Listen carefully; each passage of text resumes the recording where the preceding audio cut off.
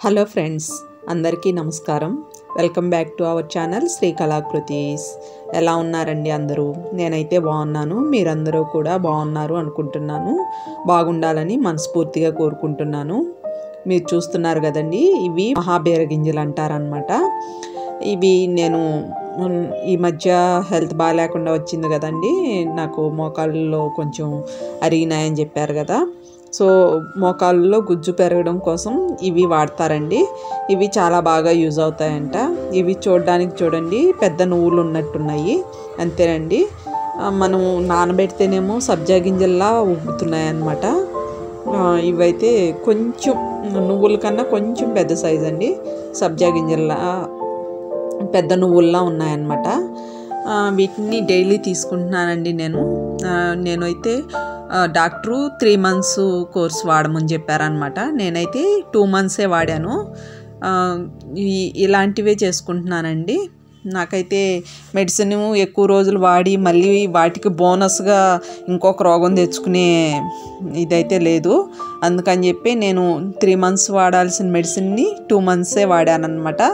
తర్వాత దానికి రిలేటెడ్గా ఉండే ఇలాంటివి తీసుకుంటున్నానండి. నేనైతే వీటిని నైట్ నానబెట్టుకుంటాను అనమాట. పడుకునేటప్పుడు నానబెట్టుకుని 1 స్పూను ఎర్లీ మార్నింగ్ కొద్దిగా నీళ్ళు పోసుకొని నానబెట్టుకుంటానండి. ఎర్లీ మార్నింగ్ లేవగానే దానిలో ఇంకొంచెం వాటర్ కలుపుకొని తాగేస్తాను అనమాట డైలీ. ఇవైతే కొంచెం టేస్ట్ అయితే ఏం టేస్ట్ లేదండి. మన మంచినీళ్ళు ఎలా టేస్ట్ ఉంటాయి, టేస్ట్లెస్సే కదా.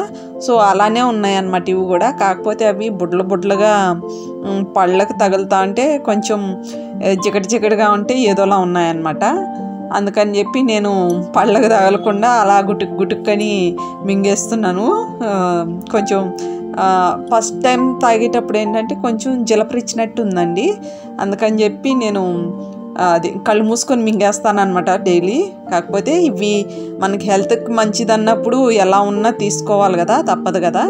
ఇలా దాని నిండికి వాటర్ కలుపుకొని తీసుకుంటాను అన్నమాట. డైలీ 1 కప్పు తాగేస్తాను అనమాట. అంటే ఇవి తాగేసి మళ్ళీ టీ తాగరా అనుకోవద్దండి. టీ అలవాటు ఉన్నోళ్ళు అవి అంత ఈజీగా మానలేరండి. కాకపోతే టీ అంటే పెద్ద గ్లాసుడు ఏం తాగేయమండి. కొద్దిగా తక్కువ క్వాంటిటీలోనే తాగుతామన్నమాట.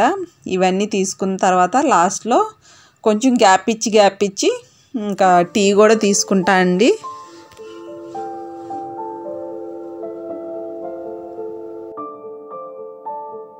కొంచెం అలా జలపరిచినట్టు ఉందన్నమాట.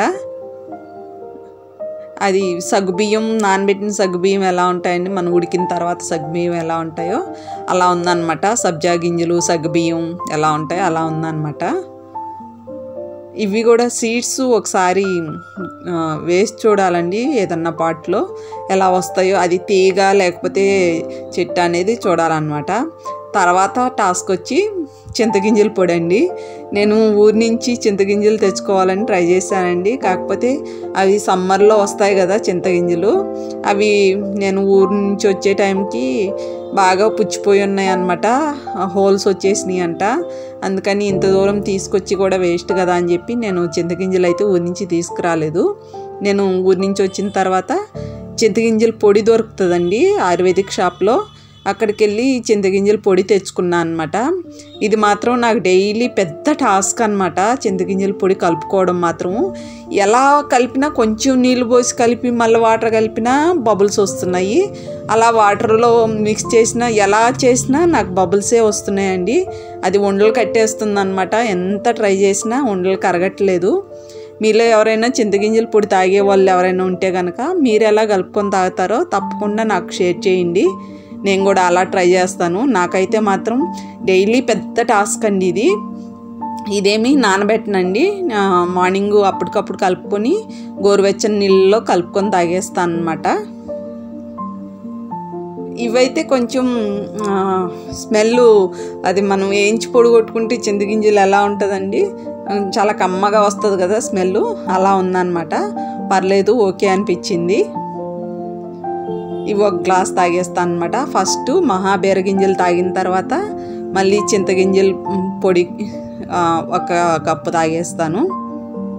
ఇంకా తర్వాత ఇంకా మిగతా ఉంటాయండి మొలకలు అలాంటివి మళ్ళీ దీని తర్వాత 1 by 1 తీసుకుంటాను అన్నమాట. ఇదిగోండి మొలకల్లో నేను పెసర్లు, బొబ్బర్లు, శనగలు ఇవి నానబెట్టి మొలక కట్టుకుంటాను అన్నమాట. ఇవి తీసుకుంటాను మార్నింగు. ఇవైతే నా దగ్గర ఎప్పుడూ ఉంటాయండి. ఇవి తీసుకున్న తర్వాత నేను మళ్ళీ ఉసిరికాయ మురబ్బా తీసుకుంటానండి ఎర్లీ మార్నింగు. ఇది ఉసిరికాయ మురబ్బా కూడా నేను ఇంట్లోనే ప్రిపేర్ చేసుకుంటానండి. మామూలుగా అయితే చిన్న కాయలు అయితే కాయలుగా అట్లే చేసుకుంటాను అన్నమాట. ఈసారి నాకు పెద్ద కాయలు దొరికినాయి, అందుకని రెబ్బలు తీసేసి విడివిడిగా వేసి చేసుకున్నానండి. ఇది కూడా అయిపోవచ్చింది. ఇది కూడా మళ్ళీ చేసుకోవాలన్నమాట. ఇప్పుడైతే ఉసిరికాయలు బాగా దొరుకుతాయి కదా, ఇప్పుడు చేసుకోవాలండి మళ్ళీ. ఇది తీసుకుంటా అనమాట. ఇది నేను పంచదారతో చేయనండి, బెల్లంతోనే చేసుకుంటాను అనమాట. అది కూడా చూడండి, అసలు మనకి తేనె ఎలా ఉంటుందో అలా ఉందండి. టేస్ట్ కూడా చాలా బాగుంటుంది. కాల్షియం పెరగటానికి చాలా మంచిది కదా. ఇవన్నీ అయిపోయిన తర్వాత ఇదిగోండి నా ఫేవరెట్ టీ అన్నమాట. నేను డైలీ టీ ఎంజాయ్ చేస్తానండి. అవి గొక్కడ టీ అయినా సరే గార్డెన్లో కూర్చొని ఎంజాయ్ చేస్తాను అన్నమాట. ఇవన్నీ అయిపోయిన తర్వాత కొంచెం గ్యాప్ ఇచ్చి నేను మళ్ళీ టీ పెట్టుకుంటున్నానండి. ఈ టీని మాత్రం చాలా ఎంజాయ్ చేస్తానండి. ఏవి ఎలా పోయినా టీ మాత్రం ఎంజాయ్ చేస్తాను అన్నమాట.